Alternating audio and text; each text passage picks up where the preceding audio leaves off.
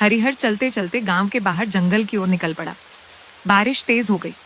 पानी में भीगता हुआ हरिहर आगे बढ़ता गया। अचानक उसने खुद को एक पुराने मंदिर के सामने पाया। अरे ये तो प्राचीन मंदिर है, यहाँ तो कोई नहीं आता। हरिहर ने मंदिर का खुला दरवाजा देखा। अंदर से हल्की रोशनी झलक रही थी। हरिहर बारिश से बचने के लिए भीतर चला गया। मंदिर के अंदर सन्नाटा था। हरिहर ने चारों ओर देखा। अचानक उसकी नजर सामने पड़ी, सोने की मुद्राओं पर पड़ी। वो चमचमा रही थी। हरिहर का दिल जोर जोर से धड़कने लगा। उसके मन में लालच घर करने लगा। इतनी सोने की मुद्राएं अगर ये मिल जाएं तो कर्ज उतर जाएगा और तुलसी को काम भी नहीं करना पड़ेगा। हरिहर ने मुद्राओं को छुआ। अचानक मंदिर का दरवाजा बंद हो गया। अरे ये क्या हुआ? ये क्या हो गया? ये क्या हुआ? अगले ही पल हरिहर गायब हो गया। कुछ दिन बीत गए। हरिहर का कोई पता नहीं चला।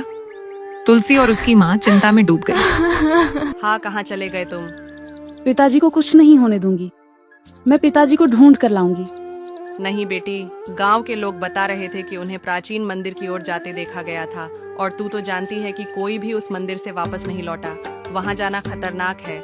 माँ, मैं बेटी हूँ, लेकिन मैं बेटा बनकर दिखाऊंगी। मैं पिताजी को जरूर वापस लेकर आऊंगी। माँ, मैं पिताजी को कुछ नहीं होने दूंगी। रात के समय पूरा गांव सो चुका था। तुलसी चुपचाप घर से निकल गई और हाथ में एक दिया जलाए हुए वो जंगल की ओर बढ़ गई। पिताजी को कुछ नहीं होने दूंगी। मुझे सच जानना ही होगा।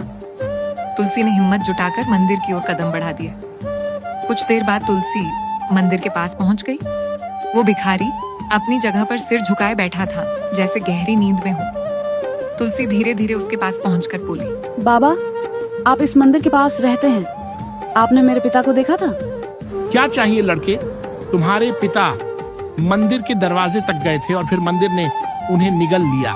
जो इस मंदिर के रहस्य को नहीं जानता, वो इसमें जाने के बाद लौट कर नहीं आता। अगर जानना चाहती हो तो कीमत चुकानी होगी। मतलब मुझे सब कुछ बताइए।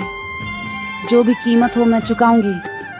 भिखारी रहस्यमय तरीके से मुस्कुराते हुए बोला, हाँ, यहाँ से चली जाओ लड़की। सच तो ये है कि मैं तुम्हें चाह कर भी कुछ नहीं बता सकता। अगर मैं तुम्हें कुछ भी बताने का प्रयास करूंगा तो जल कर भस्म हो जाऊंगा। तुम्हें अगर रहस्य का पता लगाना ही है तो स्वयं इस मंदिर के अंदर जाना होगा और इस मंदिर के अंदर जो भी जाता है वो या तो वापस नहीं आता, और अगर आता है तो शायद कुछ और ही बनकर आता है। और बनकर आता है से आपका क्या मतलब है? आप कौन हैं?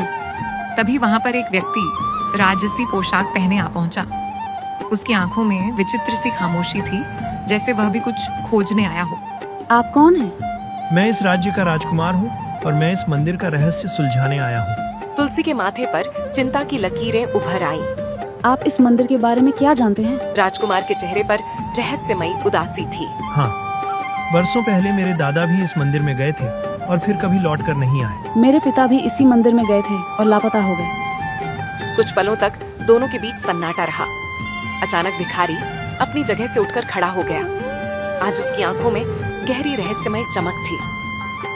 अगर तुम दोनों अंदर जाना ही चाहते हो तो याद रखना, यह मंदिर केवल उन्हीं को स्वीकार करता है जो अपने मन में कोई लालच नहीं रखते। मैं केवल अपने पिता को खोजने आई हूँ। हाँ, और मैं अपने दादा का सच जानने आया हूँ। तो जाओ और देखो यह मंदिर तुम्हें स्वीकार करता है या नहीं। जाओ। तुलसी और राजकुमार धीरे धीरे मंदिर की सीढ़ियां चढ़ने लगे। मंदिर का दरवाजा पहले से खुला था, जैसे उनका ही इंतजार कर रहा हो। तुलसी ने गहरी सांस लेते हुए भीतर कदम रख दिया। राजकुमार भी उसके साथ अंदर चला गया।